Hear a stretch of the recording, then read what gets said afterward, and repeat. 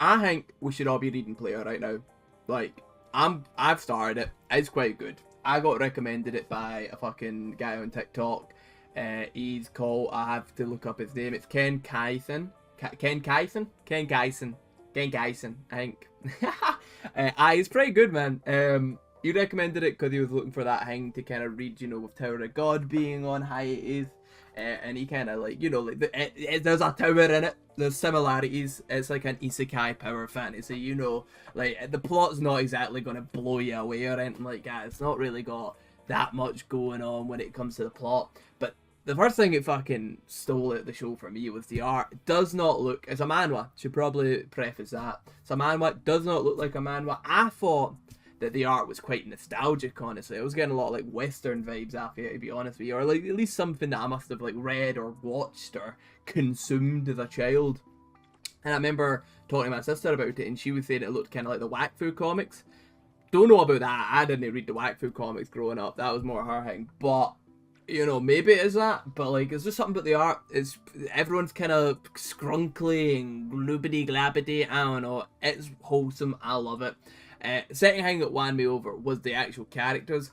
Like, the same as the plot, like, they're all what you expect. Like, you've got your fucking, like, introverted protagonist. You've got then, like, he gets his waifu character, he meets fucking God and gets given overpowered powers, and, all that. He's got his rival, who's a kind of an anti-hero-esque kind of character. Like, there's nothing there that you're going to be like, oh, fuck, man, like, this is actually, like, so unique or original or different. But they're all just really good versions of those types of characters. Like, there's a character in it, don't want to go too much into spoilery sort of stuff, but like, there's a character in it, and he's kind of your strategist, he's the right-hand man of the protagonist, kind of always trying to figure out the next kind of thing to win a fight or something like that. But like, like, unlike a lot of those characters, like, like, a lot of the times, like, even like in Naruto and stuff like that, these characters show up, and like, they're just already fucking amazing strategists, there's no real like time that they're wrong, or if they are wrong, they're quick to kind of correct their issues.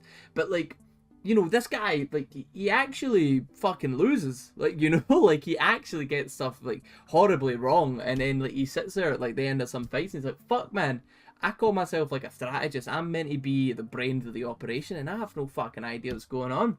And then even then, like, the protagonist, like, it's a power fantasy, he's fucking OP as shit. But like, he still loses fights, like, there's times that people have to like come in and save him and stuff, which is really cool to see. The kind of anti-hero, antagonist, rival character, like, he kind of starts becoming like quite a good guy, and then he kind of starts kind of self-reflecting on like kind of how much of a dick he is and stuff. Like, like, it's stuff you don't really see when it comes to those types of characters. Really good, and they definitely sell it. Then there's like the guardian kind of characters who, deal is, I'm okay, like, not really progressing in my goals and things, as long as like I'm protecting the next generation, or the people that don't want to be involved in the war and stuff like that. Like, I'm happy living that kind of life, like, he's written well. Like, he has like a big fight, and like, it's fucking tearful, man. It's really cool. I really like it. But Player, what a fucking thing. Everyone should go and read Player. I was actually going to talk about Absolute Batman the day. I thought that would be kind of maybe the thing to talk about, because chapter 5, sorry, of Absolute Batman just dropped, and I was like, oh, this would be kind of a good bit to maybe do like a little rant, a little yap about kind of like what I'm enjoying about the Absolute verse, or the Dark's fucking cider verse, or whatever the fuck you want to call it, and how, like, it's kind of funny how, like, the only fucking like conversation I've really heard about the Absolute verse is that Belfast bastard just being fucking transphobic or anti-gay or whatever the fuck, he's just screaming nonsense. But like, I don't know, it seems to be popular. It seems to be like people are enjoying it. But I thought, nah, like, I was sitting there reading some more Player last night, and I was kind of getting to the point, because it's also on hiatus, sadly. I was kind of getting to the point where like I'm starting to kind of be, fuck, man, like, I'm actually going to get caught up and it's going to be shit, because then it's like, you know, I want to keep reading, the characters are cool and I'm enjoying the world and it's on fucking hiatus. So like I started kind of worrying about that, and I was like, you know, fuck it now. Let's talk about player. Let's get people reading player. We gotta get some fucking game series into player. You know, I want to know what people are thinking, because like I said, the plot isn't anything amazing. Like a lot of the kind of like twists and turns, and like you kind of see things coming from a mile away and stuff like that. So I think it'd be a good one to kind of talk about, because like, you know, like because the plot is so like generic almost for that kind of genre.